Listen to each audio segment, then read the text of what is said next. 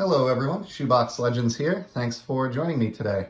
We have a theme to today's quick video, and that theme is going to be pairs. So for whatever reason, while getting through the backlog of incoming cards that sits on my desk here and sort of processing them and moving them into my collection, I stumbled across a few that sort of made sense in pairs for a couple of different reasons. So we will look at the first one here, and these are both going to be from the 1955 Topps baseball set. First, we have Hal Smith, catcher for the Baltimore Orioles. I have to confess, I really don't know the first thing about Hal. Didn't have time to research him prior to the video here. The motivation behind picking this up is simply that I am trying to complete the 1955 Topps baseball set. I think it's a really beautiful release. I love the vibrant colors, the oversized cards, and it just, for whatever reason, it just really speaks to me. In fact, I like it just as much as the 1956 set, which I think a lot of people favor over the 55 release. Just, I believe, barely over 200 cards on the checklist, something like 208, if I'm recalling correctly. So sounds maybe easy to complete, but that number is a little bit deceptive due to some short printed high numbers or high series that is pretty tough. And of course, a couple of monster rookies of guys named Clemente and Koufax. So, it's a lifelong project, and obviously I'm, a ways from completing this. But when I see cheap examples like the first one, or like this Lou Limmer of the KC Athletics available on ComC for like, $1.50, sometimes even less than that, as long as they, aren't in horrific shape and they look pretty good as far as overall visual appeal, no paper loss, creasing, stuff like that, I will snatch them up. So I don't have the information in front of me here as far as how far along I am in my set pursuit, but if I had to guess, I'm probably about maybe 25% of the way there. I think I've picked up a few dozen of these over the years, so at some point I'll round them all up and do a video on where I'm at, but for today, that was a pretty fun pair. We're going to briefly now, for a minute, dip into the world of hockey.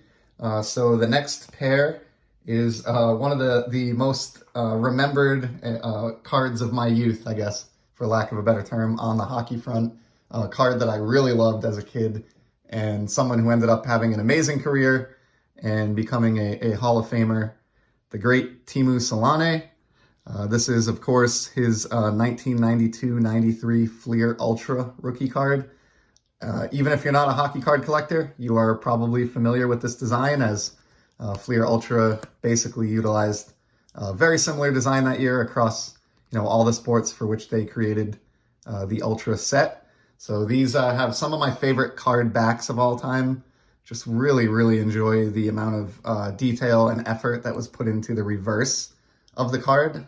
I think Panini could absolutely take a lesson from what Fleer was doing back in the early 90s. So good card back. And of course, they did this across all sports as well. What really made this card attractive to me when I was growing up is that great foil rookie ribbon that comes off of the puck there in this case. So a card that I always admired as a kid. I think it's maybe an underappreciated card just because for so long, and even to this day, this set was, considered junk wax, so to speak. But I've become a little bit intrigued by this recently because I've seen some PSA graded rookies from this Ultra release go for just crazy amounts of money. And I've seen some hockey ones, at the very least, get listed for some crazy amounts of money, and with watchers, quite a few watchers. So found a seller on Sportlots that had not one, but two of these Teemus available at the site minimum 18 cents a piece, with a very reasonable, less than $1 shipping to send them to my door. And so I grabbed both of them. I am not, stating here that I plan to send these off to PSA to be slabbed or anything like that. My plan is to just put these in my Hockey Z folio and just enjoy them as one of the favorite cards of my youth. And the only reason I grabbed them now is just in case prices really go insane with these, as has happened in so many areas of our hobby over the last year. Next up, another hockey card here. This is from the Canvas insert set, the long-running, I think a decade now, Canvas insert set from Upper Deck. This particular card is from the 2012-13 release, and it is one of my favorite hockey players to collect, Alex Ovechkin, a guy who's been on the channel quite a few times already here. Great card back here as well. Bravo, Upper Deck. Different sweater, different photograph entirely. Some stats and a layout that's really, really easy on the eyes. But this one was acquired for some of the same reasons as the Teemu Selanne that we just looked at. These Canvas cards, especially from the first couple of years before Upper Deck had the E-Pack promotion with ComC, are getting harder and harder. I am watching them dry up in the wild, and so I'm trying to get the cards that I want most from these early sets, especially superstars or players that I think are going to, maybe demand a lot of money down the line. I want to just get them locked in now for, a buck or two or pocket change in some cases, get them into my hockey card binder and not have to worry about them as prices continue to inflate here. And of course, going with today's theme of pairs, the seller that I found this from actually had 2 copies. So I went ahead and grabbed both. These were, I believe, available for $2.50 a piece. I paid $5 for the pair, and that feels like a really good, cheap but significant addition to my Ovechkin collection. And we're going to close this out with some from the realm of soccer. So I am definitely an avid soccer card collector. For those of you who don't know, you will be seeing soccer cards from time to time here on the channel. I realize they're not everybody's favorite thing, but I like them. So I'll show them from time to time, and I'll try to, kind of dampen it down with some other sports as well. And today we have one that is from the Panini Instant World Cup set in 2018. So this is Harry Kane. He plays for Tottenham Hotspur in the Premier League. And of course, in international play, he represents England, which is what you see here. These are basically akin to Topps Now, if you think about it, in the world of World Cup soccer. So for the 2018 tournament, and I'm quite sure for the upcoming 2022 tournament, given the popularity of soccer, Panini will produce these cards that feature actual moments from specific games, and they will print up, a number of them based on demand, so they'll be available exactly like Topps Now for a limited period of time. Anybody who wants one can buy one. And then once that window closes, they print that many, and that is it for good. So in this case, this is a really great photograph. I was drawn to this one because I think even though soccer prices have really exploded, quite honestly, over the last year, I think Harry Kane is someone who is maybe still underappreciated and doesn't get the amount of hobby love that he maybe rightfully deserves. I primarily watch Premier League soccer, so I get to watch him play a lot, and he is just like a lethal striker. And this particular card, they only printed 96 of these. So that's not a huge number when you think about it. Given what's happened in the trading card industry as a whole and with soccer cards globally, if Panini does this promotion for the 2022 World Cup, I would bet you my next mortgage payment that there is not a single card in that run that has less than 100 copies like this one does.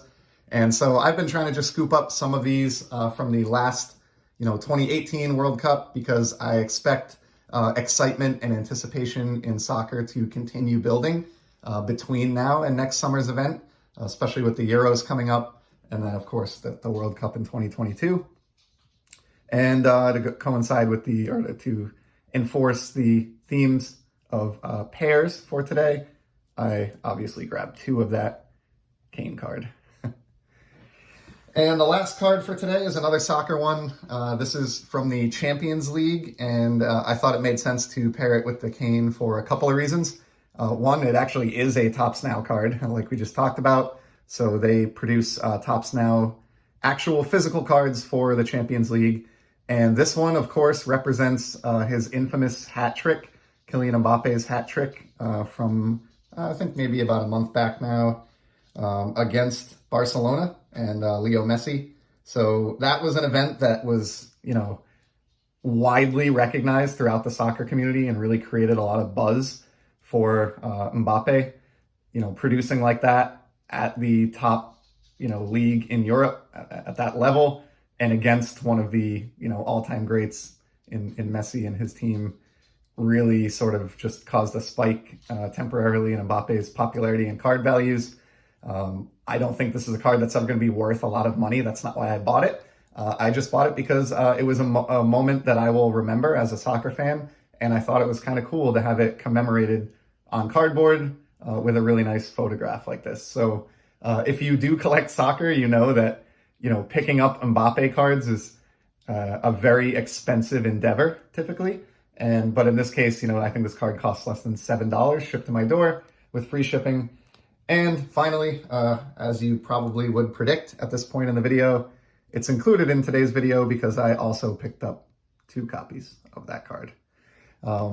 Picking up multiples of a card is something that I would never really do during the first kind of few years of collecting. I just wanted to have one, and then I wanted to move on to other things. And for some reason, it took me until very recently to realize that in some cases, if I'm getting a good deal or really believe in the card, I should just grab a couple or even a few, because sometimes they appreciate in value and can be sold. Other times they provide really good trade bait or stuff to throw in care packages. And so these days I'm a little bit more freewheeling and a little less OCD about duplicates and triplicates. So if you have any feedback on how you view multiple cards, I'd be curious to hear it. Are you someone who would ever pick up more than one copy of the same card, or do you collect kind of the way I used to, where you just get one and move on? I'd be curious to know in the comments. And as always, I appreciate you dropping by. Take care.